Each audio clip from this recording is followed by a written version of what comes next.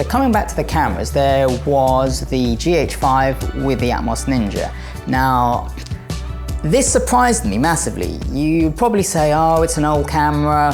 It's, everyone, has a little bit of love for the GH5, but compared to a Sony A7S Mark III or the Canon, it was, is it a bit daft carrying this shooting? Yes, it's 10-bit, but it's still only 10-bit internal up to, say, 25 frames. When you go to 50 at 4K, it drops to 8-bit. So that's why I used the Ninja, just to extend the life of it a little bit for this shoot. So it was a bit more of a fair fight. And in actual fact, some of the images that I got from the GH5 were my favorite. Spoiler alert, I still think the Sony was the best for dynamic range, because it is, the numbers, the math say that. It did have the most, detail quality in the image to be able to, bring a lot out of. However, in terms of, again, look, vibe, and, holding its own against it within the scenario, because again, if you're in a scenario that doesn't require all of those 13 stops of dynamic range that the Sony gives you,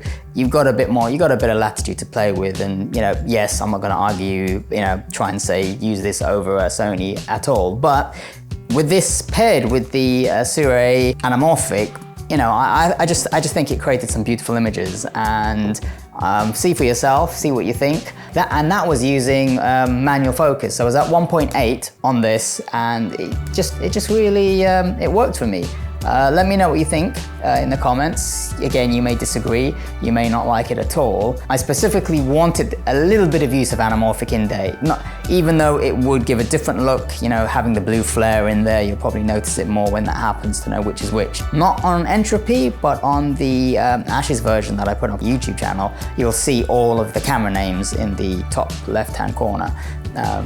Top right-hand corner of the screen. So yeah, have a look, let me know what you think. I think this lens paired with the GH5 is a winner. In actual fact, all of A7SIII lenses I really love. I do love the anamorphic look, and I think it adds something to the look of it. Obviously on a micro four thirds, you're not getting quite the bokeh necessarily, but the flares I think add something quite nice and specific to it. The image quality with the Ninja, I definitely think I'll use it a little bit more now going forwards, especially when shooting alongside these other cameras.